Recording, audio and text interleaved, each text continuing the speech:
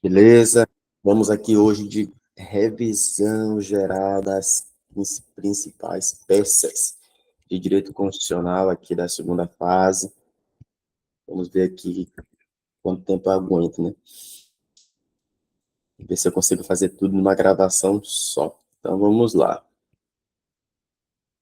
Aumentar aqui direitinho, ver como é que tá o padrão. Na tela aí para vocês. Pronto, então vamos lá. Começando aqui com o mandado de segurança. Já imaginou o mandado de segurança ser uma das peças que vier a cair na prova, rapaz? É para aplaudir de pé, porque é uma peça relativamente tranquila, ainda mais para quem domina o esqueleto dela. Entendeu? Então tá aqui, ó, mandado de segurança, né, cabimento, artigo 5º da Constituição, considerar mandado de segurança para proteger direito líquido e certo, não amparado por habeas corpus ou habeas data, quando o responsável pela ilegalidade ou abuso de poder for autoridade pública ou agente de pessoa jurídica no exercício de atribuições do poder público, beleza? Então, o mandado de segurança ele é uma ação subsidiária, por isso que ele fala bem aqui, ó, quando não couber um habeas corpus ou um habeas data, aí eu entro com mandado de segurança, porque a depender da situação concreta, se eu ver que é possibilidade de um habeas data, é o habeas data que eu faço, entendeu? Se eu ver que é uma possibilidade de habeas corpus, é o habeas corpus que eu faço. Não consigo nenhum nem outro, aí é que eu penso no mandado de segurança, beleza? A gente tem um mandado de segurança individual e tem um mandado de segurança coletivo. A gente tem um mandado de segurança preventivo e tem um mandado de segurança repressivo. Então, são esses detalhezinhos que a gente tem que saber, né? Prazo para ajuizar a ação, 120 dias, é um prazo decadencial de 120 dias, contado da data do ato coator. A gente também tem um mandado de segurança coletivo. Quando perceber que se trata de um mandado de segurança coletivo, eu tenho que correr aqui no artigo 5º para ver se está encaixado dentro aqui da legitimidade. Ó. Partido político com representação no Congresso Nacional pode entrar com mandado de segurança coletivo. Organização sindical, entidade de classe ou associação legalmente constituída e em funcionamento há pelo menos um ano, em defesa dos interesses dos seus membros ou associados. Beleza? Então, nada de mirabolante, né? De demorado para a gente entender. O que eu tenho que saber nos casos hipotéticos da OAB, de mandado de segurança? Ele vai trazer uma historinha sobre algum direito violado. Só que eu tenho que tomar cuidado, né? Eu tenho que observar se ele está falando de provas pré-constituídas, né? Se ele traz uma história onde vai ter uma documentação, que é justamente a prova pré-constituída, e ele também vai querer chamar a ideia da celeridade. Ele vai trazer essa ideia de celeridade, dessa desnecessidade de instrução probatória, porque a gente não tem essa instrução probatória, essa dilação probatória dentro do mandado de segurança. Então, ele vai trazer uma ideia de que se precisa de uma solução ali urgente, né, rápida, que dispensa a instrução probatória, entendeu? Um procedimento célere. Ele vai trazer essa ideia, né, de velocidade, de rapidez na solução do problema. E vai trazer a figura da autoridade coatora, violando algum tipo de direito, um direito líquido e certo, ele vai trazer uma informação sobre documentação, que vai estar envolta ali na história, e fica tudo tranquilo para a gente desenvolver o mandado de segurança. Tranquilo? Então vamos lá. Fazer um caso hipotético aqui. Caso hipotético de mandado de segurança, para poder ser mais rápido, né? Não perder muito tempo. Então vamos aqui. João, sócio-diretor da empresa MM, foi surpreendido com uma notificação do município para pagar uma multa de R$ 10.000 e encerrar as atividades empresariais na cidade em um período de 90 dias. Então, tá bem aqui, ó. Notificação, município, multa. Bora lá. Para quê? Encerrar atividades. Perplexo, João, ao ler a notificação, descobre que foi aberto um processo administrativo para apurar a denúncia de violação a um decreto municipal sem lastro em prévia lei municipal, que veda a instalação de lojas de produtos eletrônicos em bairros de perfil residencial, determina a aplicação de multa e estabelece um prazo de até 90 dias para o encerramento das atividades empresariais do município. Após a abertura do processo e instrução com registro fotográfico, foi proferida a decisão pelo secretário de posturas, aqui, ó, secretário de posturas, autoridade coatora, beleza? decreto, multa, decisão, isso tudo é documento, é a tal da prova pré-constituída. Então, foi proferida uma decisão sem prévia oitiva da empresa, nem deram direito ao contraditório ampla defesa, determinando a aplicação da multa no valor indicado, bem como fixando um prazo de 90 dias para o encerramento das atividades, sob pena de interdição e lacre do estabelecimento. Na forma do decreto municipal, a notificação vem acompanhada de cópia integral daquele processo. Ele reforça a ideia do documento, cópia integral do processo. Você foi contratado como advogada para ajuizar a medida necessária à defesa dos interesses do cliente, afasta a exigência da multa e garantir a permanência nas atividades empresariais. Elabora a peça adequada, considerando-se que aquela tem, em tese, o rito mais rápido. Olha. E considerando que, desde o recebimento da notificação, já se passaram 60 dias, trazendo a ideia do prazo decadencial de 120 dias, tendo transcorrido o prazo para eventual recurso administrativo. Então, passou o prazo para recurso administrativo, a saída agora é o mandado de segurança. Beleza? Então, tranquilo, bora fazer aqui, né, um exemplozinho, um modelo, só para revisar mesmo.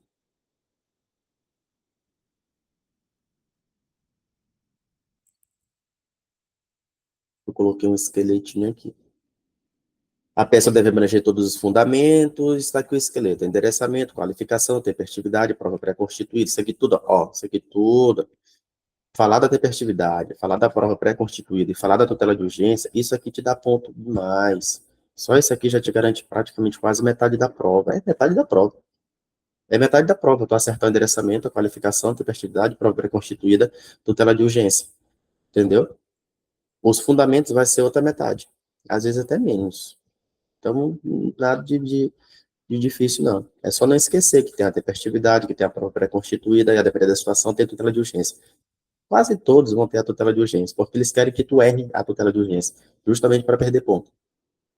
Então, vamos aqui. Ver como é que ficou o modelo, né? Ler a fundamentação e pronto, para poder partir para... Aqui é coisa rápida, só mesmo para dar uma refrescada na memória. Modelo padrão, ao juiz da vara civil da comarca X, já que se trata ali de município, e a autoridade coatora é municipal. MMLTDA, pessoa jurídica, direito privado, CNPJ, etc., advogado, conforme procuração, escritório, aquela decoreba básica, né? Conforme nos termos do artigo 5º, inciso 69, combinado com a Lei 12.016, que é a Lei do Mandado de Segurança, vem impetrar mandado de segurança em face de quem? A autoridade coatora, né? O secretário de postura do município e do município.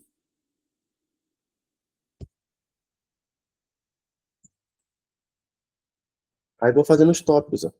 Tempestividade. Tendo em vista que o prazo entre o recebimento e a notificação do município e a impetração da apresentação é inferior a 120 dias, a apresentação é tempestiva, sendo que transcorrido apenas 60 dias da data da notificação até a impetração da referida ação, satisfazendo assim o que exige o artigo 23 da Lei 12.016. Da prova pré-constituída, é a documentação, né? O direito líquido e certo do impetrante é comprovado mediante os documentos que seguem em anexo, cumprindo o requisito da prova pré-constituída, nos termos do artigo 6º caput da Lei 2019, portanto, dispensado a instrução probatória. Síntese dos fatos, não é possível que o cara erre a síntese dos fatos, né? Faz um resuminho. Tutela de urgência. Previsão para a concessão da tutela de urgência do mandado de segurança está presente nos termos do artigo 7º, inciso 3º da Lei 12.016, e tem natureza de medida cautelar.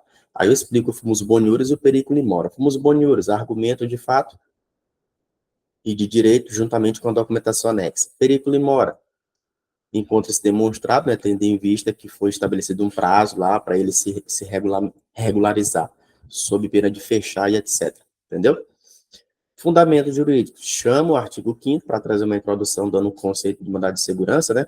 O mandado de segurança será concedido para proteger direito líquido e certo, não amparado por habeas corpus ou habeas data, quando responsável pela ilegalidade, abuso de poder por autoridade pública ou agente de pessoa jurídica no exercício de atribuições do poder público.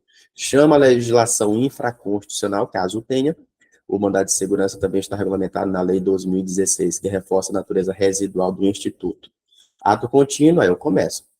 O decreto 5678, em que se fundamentou a decisão do secretário de Posturas, é inconstitucional, pois ele viola o princípio da legalidade, já que o decreto não tem previsão em lei, estabelecido no artigo 5º e 37 da Carta Magna, pois eventual restrição à livre concorrência e à livre iniciativa somente pode ser veiculadas por lei em sentido formal e não por decreto. O decreto é inconstitucional ainda por violar o princípio da razoabilidade e da proporcionalidade. E a gente também extrai do artigo 5º, tendo em vista que a própria exigência e, sobretudo, as combinações previstas nele são manifestamente excessivas, configurando intervenções desmedidas sobre o patrimônio e sobre a atividade econômica exercida pelo particular, violando regramento contido no artigo 170 da Constituição. Ademais, houve flagrante violação ao contraditório pela defesa e ao devido processo legal, que são garantias estabelecidas pela Carta Constitucional, de acordo com o artigo 5º, 55 e 54, tendo em vista que tramitou um processo com aplicação de penalidades sem que lhe fosse dada a oportunidade auditiva da empresa para apresentar sua defesa. Beleza? Portanto, a exigência da multa é impedimento para realizar atividades empresariais e viola direito líquido e certo, a exigir a impetração do presente remédio constitucional para combater tais ilegalidades. Pedidos. Toda vez que eu colocar uma tutela de urgência lá na minha fundamentação, eu tenho que chamar ela aqui nos pedidos, senão tu vai perder ponto. Então, concessão da medida cautelar para suspender o ato do secretário de Posturas. Notificação da autoridade coatora, né, para que preste informações. Que seja dada ciência ao órgão de representação judicial da pessoa jurídica interessada, no caso aí o município. Intimação do Ministério Público, condenação do impetrado em custas, juntada de documentos e procedência do pedido, né? Logicamente. Como ele deu um valor ali em cima, a gente usa ele como valor da causa.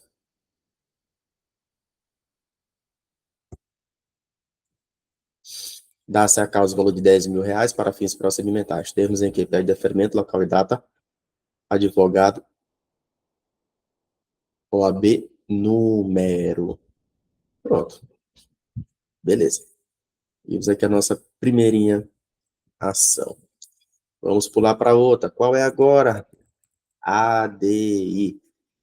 Ação direta de inconstitucionalidade. A ação direta de inconstitucionalidade faz parte das ações de controle concentrado, né? São ações que vão subir lá para o STF logo diretamente.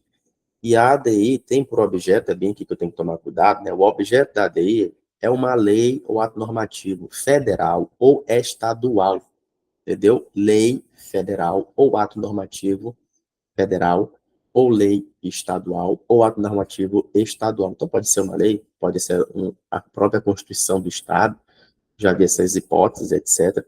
Hipótese de emenda à Constituição do Estado, e essa emenda viola a Constituição Federal, aí o cara pode entrar com uma ADI, né, para tentar invalidar a norma, beleza? Então, vamos lá. O que eu tenho que saber também sobre a ADI? É só a questão da identificação mesmo, né? Conseguir identificar a ADI, o resto agora é conseguir explicar o direito, beleza? E tem a história lá da inconstitucionalidade, eu tenho que identificar a inconstitucionalidade, qual é o tipo, se é formal, se é material. A formal, a gente vai analisar a competência e algum procedimento que não seguiu o padrão especificado. Qualquer outra coisa que tu encontrar, tu vai dizer que é material, entendeu? Então, o lance é esse, saber identificar quando é formal. Não conseguiu encaixar na inconstitucionalidade formal, então pode colocar que é material que vai dar certo, beleza? Então, vamos aqui analisar um caso hipotético e a estrutura da peça, tratando-se de uma ADI, ação direta de inconstitucionalidade. Competência não tem como errar, né? O endereçamento vem aqui, já que a gente vai mandar lá para o STF. As ações de controle concentrado têm essa vantagem. Não tem como tu errar para onde tu vai mandar ela, não. Então, vamos aqui um caso concreto. Com o objetivo de zelar pelo primário da ética, a Assembleia Legislativa do Estado Alfa aprovou e o governador do Estado sancionou uma mini-reforma política, que direcionaria as eleições seguintes para os cargos de deputado estadual estadual do estado em questão. Então, bora lá, eu já trouxe aqui a Assembleia e o governador sancionaram uma lei, entendeu? Mini reforma. Está tratando de quê? Eleições. A gente sabe aqui regramentos sobre eleições, alterações nas normas, né? Sobre eleições que elas não podem ser aplicadas logo de imediato. Pode até entrar em vigência, mas não entra, tem que respeitar ali o período de 12 meses. Essa reforma foi veiculada por meio da Lei X, então a gente já tem uma lei estadual. Se a gente encontrar inconstitucionalidade nela, então possivelmente vai ser uma ADI. O artigo 1º dispunha que não seria admitido o registro de candidatura de qualquer pessoa com antecedentes criminais. O artigo 2º afastava a possibilidade de campanha eleitoral no rádio e na televisão para os partidos políticos que abrigassem em seus quadros pessoas com antecedentes criminais. O artigo 3º dispunha sobre as distintas formas de exercício da cidadania no território do respectivo estado. Ó, cidadania. A Lei X do Estado Alfa foi saudada com grande entusiasmo pela população. Como o artigo 4º da lei dispunha que sua entrada seria imediata, olha, aplicando-se inclusive as eleições que seriam realizadas 3 meses depois, ó, olha aqui, ó, era a grande expectativa de que as mudanças fossem percebidas de imediato. Apesar desse entusiasmo, o partido político Sigma, aí é o segundo passo, né, para identificar as ações de controle concentrado. O segundo passo para tu saber que se trata de uma ação de controle concentrado é observar os legitimados que estão lá no artigo 103 da Constituição, entendeu? Para fechar aqui e tu ter certeza. Então, partido político. O partido político ele tem que ter representação no Congresso Nacional. Pode ser um deputado, pode ser um senador, não precisa ter nas duas casas. E sofreria grande prejuízo com a entrada em vigor da lei. Por deliberação do seu Diretório Nacional, Deus decidiu ingressar com a medida judicial adequada, utilizando como paradigma a Constituição. Pronto. Esperava-se, com esse procedimento, que a constitucionalidade em abstrato desse diploma fosse questionada perante o tribunal competente. Questionada no sentido de analisar se essa lei é ou não constitucional. Beleza? Considerando a narrativa acima, na condição de advogado do partido, elabore a petição inicial adequada. Então, vamos lá. ADI, direcionada para o ministro-presidente do STF, qualificação, objeto da ação, vou dizer quem é o objeto da ação, eu faço o tópico da legitimidade ativa, faço a tutela de urgência, faço os fundamentos e os nossos pedidos. Beleza? Então, bora lá.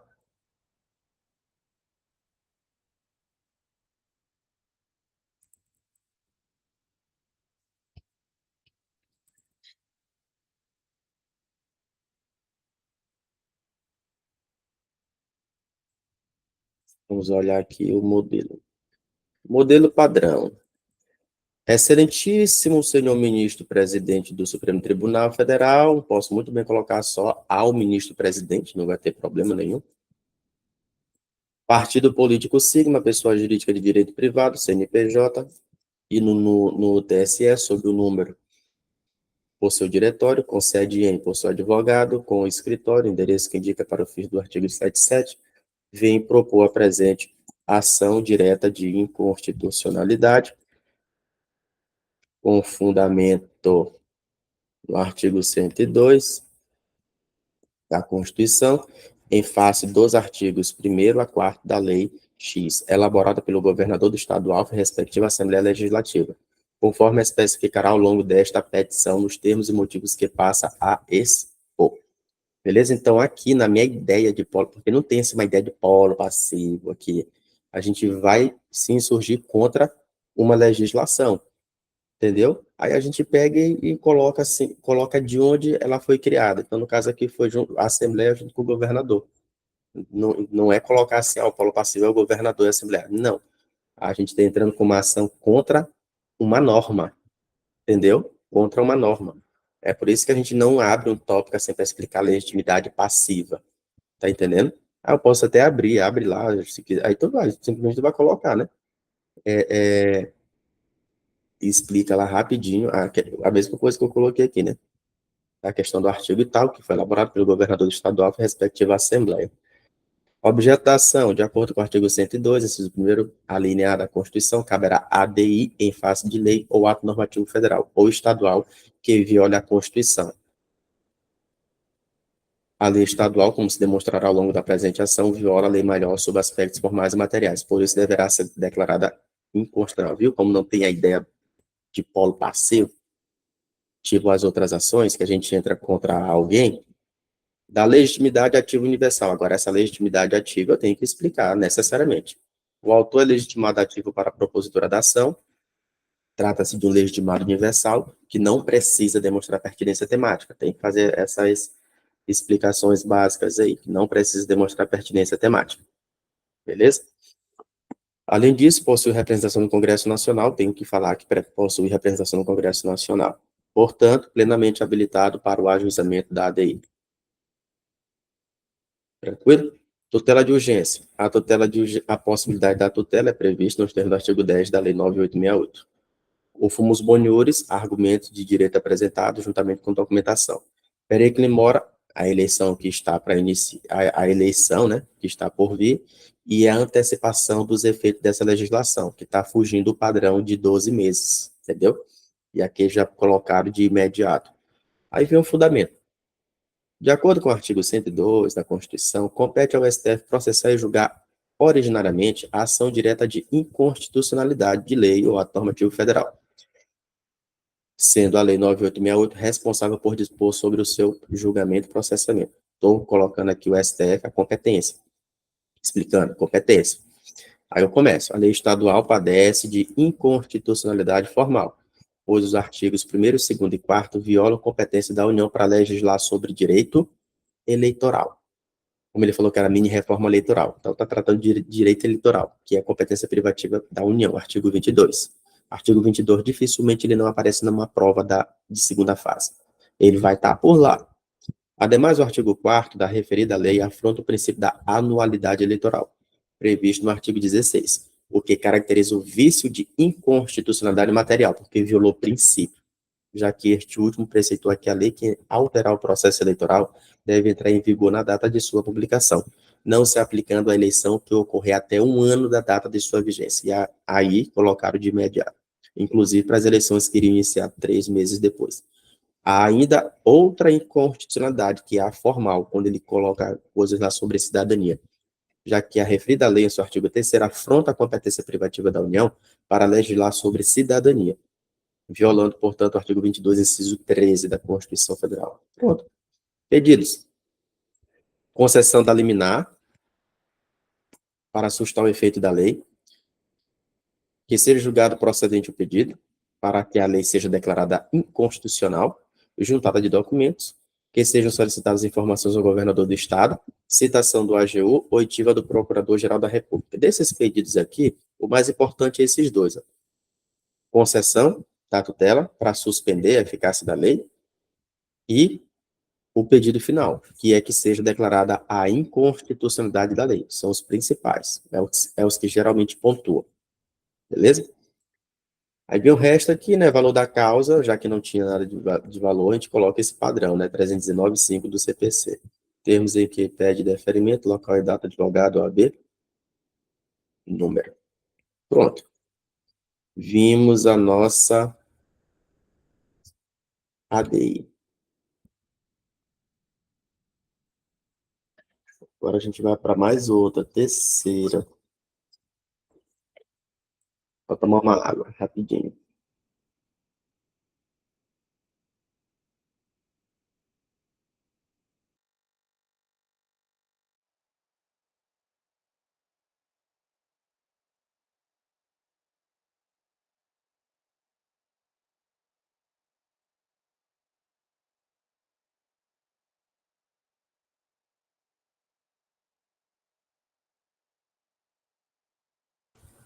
Pronto. Voltando. Deixa eu olhar aqui quem que está na nossa sequência aqui. Mandado de injunção.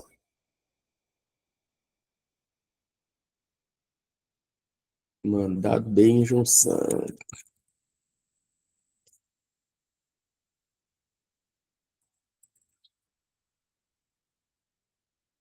Então, vamos lá. Mandado de junção. Previsão constitucional, tem a legislação específica, né, que regulamenta 13.300, 2016, conceder-se-á mandado de junção sempre que a falta de norma regulamentadora torne inviável o exercício dos direitos e liberdades constitucionais e das prerrogativas inerentes à nacionalidade, soberania, cidadania. Beleza? Então, a gente fica ligado nesses assuntos, direitos e liberdades, nacionalidade, soberania, cidadania. Algo relacionado a isso, que vamos supor, eu tenho uma garantia constitucional sobre determinado direito, porém, a norma fala que trata de uma norma de eficácia limitada, né, que precisa de uma norma regulamentadora, precisa de uma lei para que regulamente isso. Arthur, eu posso confundir isso com a ADI por omissão. Para distinguir uma e outra, geralmente eu uso a técnica do legitimado. Porque para a ADI por omissão é uma ação de controle concentrado. Então, ela vai seguir o regramento do 103, os legitimados do 103. Entendeu? Já no mandado de junção, não. Não vai ter essa galerinha lá do 103. Porque a gente tem o mandado de junção individual, vai ser uma pessoa. E tem um coletivo. Pode ser um sindicato, uma associação, entendeu? Ele vai especificar isso. Então, na dúvida, o cara, entre ADI por omissão e mandado de junção, é só procurar se tem algum legitimado do 103. Se não tiver nenhum legitimado do 103, nos termos específicos do 103 da Constituição, aí tu fica seguro de fazer o teu mandado de injunção. Beleza? A gente tem o individual, o coletivo. E quando se tratar do coletivo, aí o cara corre lá, os dois passos para perceber, não se confundir o mandado de junção com a ADI por omissão. Corre no 103, porque lá tem os legitimados da ADI por omissão. E corre no artigo 12 da Lei 13.300, porque aqui vai ter os legitimados para o mandado de junção coletivo. Entendeu? Então, para não ter dificuldade entre o mandado de injunção coletivo e uma ADI por omissão, eu faço a comparação rapidinho lá entre o 12 da Lei 13.300 e o artigo 103 da Constituição, que é para eu poder sanar a dúvida e não errar a peça. Então, tá aqui, ó. Legitimado para o mandado de injunção coletivo, Ministério Público, partido político com representação no Congresso Nacional para assegurar o exercício de direitos, liberdades e prerrogativas de seus integrantes relacionados com a finalidade partidária. Ó, cuidado, né, que esse aqui, ele tá lá no 103. Só que aqui ele tá mais especificado, ó. Ele vai ter que ter uma correlação, não basta só ser o partido político. Lá no 103, basta ser partido político com representação no Congresso.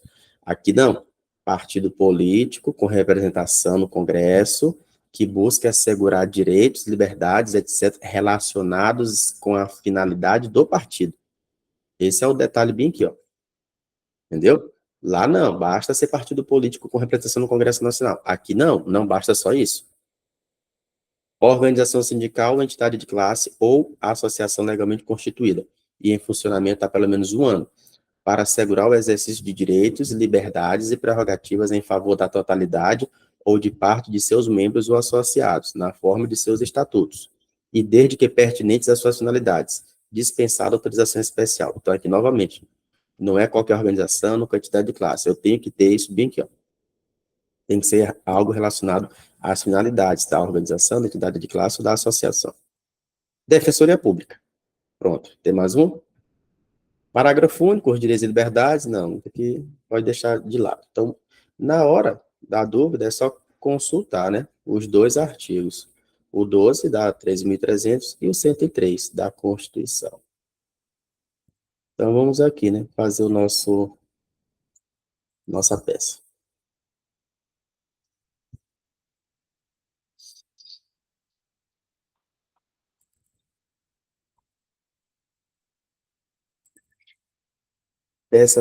Peça prática profissional, exame 22.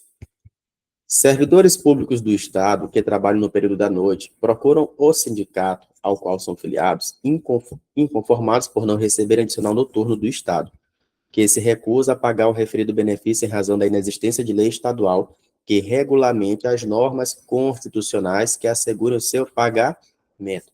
Ó, ele já restringiu o alcance. é um outro detalhe aqui, né, quando se trata de mandado de junção. Aqui ele pegou uma restrição entre o Estado, servidores do Estado, entendeu? Já a ADI por omissão, ela tem uma amplitude, porque ela vai ter uma eficácia contra todos, né? E etc. Aqui não. Aqui eu posso ficar, eu posso individualizar entre uma pessoa ou um grupo. Aqui vai ser um grupo, né? De servidores do Estado que trabalham à noite. O sindicato resolve, então, contratar escritório de advocacia para ingressar com adequado remédio judicial, a fim de viabilizar o exercício em concreto por seus filiados da supramencionada prerrogativa constitucional, sabendo que há a previsão de valor de 20% a título de adicional noturno, no artigo 73 da Consolidação das Leis do Trabalho. Considerando os dados acima, na condição de advogado contratado pelo sindicato, utilizando o instrumento constitucional adequado, elabore a medida judicial cabível. Quando ele fica falando aqui de prerrogativa constitucional, de, cadê? Instrumento constitucional, creio que ele fica querendo fazer pegadinha para tu imaginar que seja uma ADI por omissão, entendeu? Só que aí, o que a gente observou? A gente observou que não tem a figura do legitimado do 103, entendeu? A gente tem um sindicato de nível estadual aqui, né, que vai buscar algo para os seus filiados. Então, mandado de injunção coletivo. Então, vamos fazer aqui o nosso modelo padrão. Como se trata de a nível estadual, eu mando ser para o TJ, do respectivo estado. E como se trata de uma... não, só isso mesmo. Já ia falar besteira. Então bora lá. Analisar aqui o padrão. Cadê?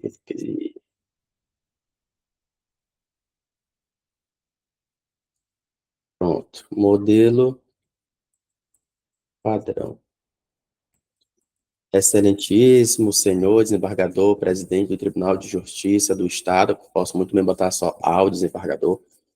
Não estou fazendo uma peça real, né? A gente faz toda aquele chamamento usando os pronomes, né? Sindicato, pessoa jurídica de direito privado, CNPJ, advogado, aquele padrão. Então, vou repetir. Só muda aqui, né? O artigo com a fundamentação constitucional e a lei. Impetrar o quê? Mandado de injunção coletiva em face de quem? De ato omissivo do governador. Que poderá ser encontrado na sede do Estado e tal. Síntese dos fatos. Não tem muito aqueles tópicos específicos aqui, ó. Ó como ficou bem simples. Endereçamento, qualificação, síntese dos fatos e vamos embora para a fundamentação jurídica. Na forma do artigo 5º, inciso 71 e da Lei 3.300, artigo 2º, o mandado de junção é o remédio constitucional responsável pela defesa em juízo de direito fundamental previsto na Constituição e ainda pendente de regulamentação.